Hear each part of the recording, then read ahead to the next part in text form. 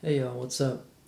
Just want to talk about, rant about reincarnation and evolution, and how I am only 21, but if I'm an old soul, then my cells are only 21, whereas my interior is old. And I don't get the physics behind reincarnation. And I mean, the more I think about it, the more I know that there's a cycle and that this is not it. This is just the beginning. Emerson once asked in his journals, what we fear about death so much is that we don't know if it's the beginning or the end. And I really understand what he was trying to say, like, especially since he believed he was an old soul. And Swedenborg, an Aquarius rabbit, and while Emerson's a Gemini pig, they get along the best. It's so weird. That's my favorite essay by him. It just doesn't make sense. And I was reading it in this New Scientist article that as evolution progresses, mankind is supposed to become more and more beautiful, but our bodies will be skinnier and frailer. Now, what this implies is that though we are physically not as strong, our minds were the next step anyway, so we can consciously change someone else's temperament on the new age. And I truly believe that Emerson wasn't hinting that he can control things psychically, because his Pluto is in Pisces, and that's sort of your dark side that you don't really share with anyone. But he did mention a number of times in his essays that he could control the breeze with his temperament. And that at first it seemed like witchcraft, but shit's real. And just our time studies the body more and more, and quantum physics having an observer effect, like I look here, so it affects that space, or I look there and it affects that space. And it's just like, it's prophesizing what Swedenborg said in his travels to the beyond. He actually believed that he visited heaven and hell and talked to angels. And he said that wherever you're facing in heaven is where there is space. The geographical regions correspond to wherever you're facing. And I mean, that's quantum physics in a nutshell. Like, we're no longer observers. Everything is subjective. And so, I mean, some people think being objective is a sign of strength. You know, you can zoom out and you know what it is from the big picture, but being subjective actually gives you more power. And I think Nietzsche really didn't know the full implications of his will to power. So Emerson can control the breeze, and Nietzsche was deathly afraid of lightning. I have a number of letters that I've read by him that you can read right there.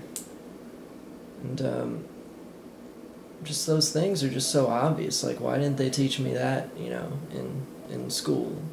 Because they had no fucking clue about it. And I think our generation will experience these powers more and more. And all magicians like Chris Angel and Darren Brown, they're getting money for illusions, whereas our generation is it. And it's kind of intense, but I mean, shit's real. And if you've heard of Jose Arguelles, who Daniel Pinchbeck introduced me to, he said that in 1987 there will be a race of galactic wizards on Earth. And I read that after I started noticing the breeze and light bulbs blinking and all that shit. And I think my generation has YouTube for a reason. We're trying to capture this experience for free. It's not going to be on the cover of Time yet. It's just we're experiencing it now, and then when science finally proves it, maybe it'll be on the cover of Time. But this enormous weight that I feel, I don't know how to overcome it. Because I know I'm not alone, but I don't know if others have the knowledge I do to where you can add it up and say Emerson experienced it, Nietzsche experienced it, and the Mayans even experienced weather changes during their rituals. And Pinchbeck, in the very last page of his 2012 book, he implies that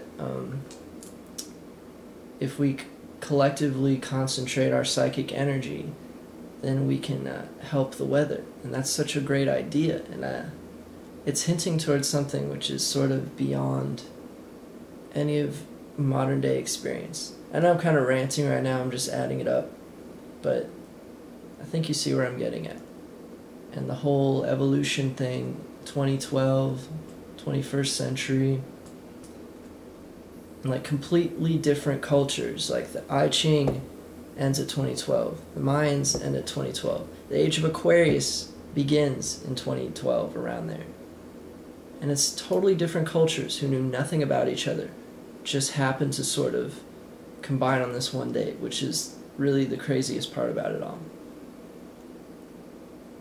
And Pinchbeck, he's more than a writer, he's a prophet.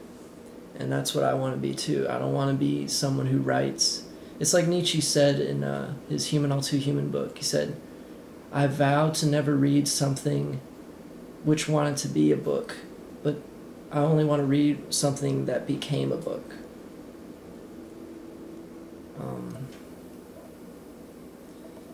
But yeah, quantum physics is tying in with Swedenborg's prophecies, which is tying in with astrology, which ties in with the I-Ching. If you haven't heard of McKenna's time wave zero phenomena yet, please check it out. He was just the first to discover it. It was always there. He was just the first to discover it. He doesn't consider it as an original idea.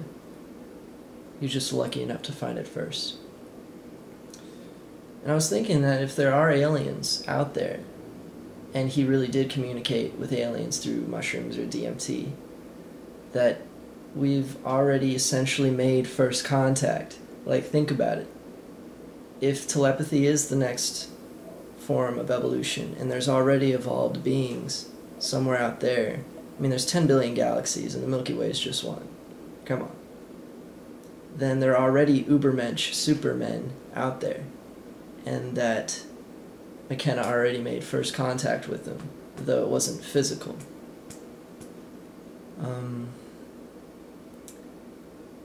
Yeah.